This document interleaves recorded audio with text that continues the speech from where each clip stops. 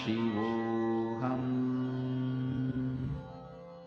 Om Nithyananda Paramashivoham. Om Nithyananda Paramashivoham.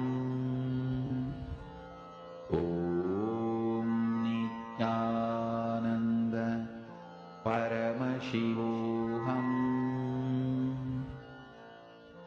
Om Nithyananda Paramashivoham. Om Nithyananda Paramashivoham. Mahamahavagya, spiritual lullaby for samadhi, and Suprabhatam, wake up call, wake up song for Paramashiva. This Mahamahavagya is spiritual lullaby for you to fall into samadhi. Suprabhatam, wake up song for Paramashiva to wake up in you. Just remember this one powerful cognition. This Mahamahavagya puts me in samadhi. This is spiritual lullaby for samadhi and Suprabhatam. With this one spiritual powerful cognition, chant this Mahamahavagya.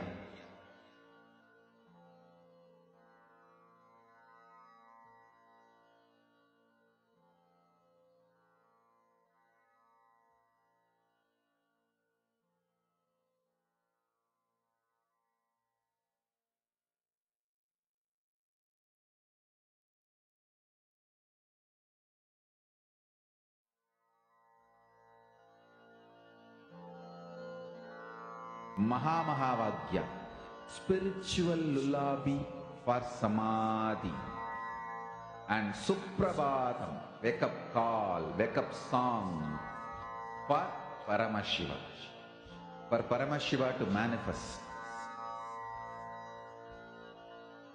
With this one spiritual powerful cognition, chant this Mahamahavagya. Om Nithyananda Paramashivoham.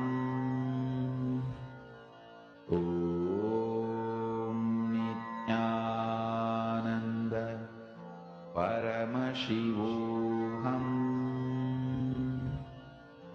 Om Nithyananda Paramashivoham. Om Nithyananda Paramashivoham. Om Nithyananda Paramashivoham. Om Nithyananda Paramashivoham. Om Nithyananda Paramashivoham.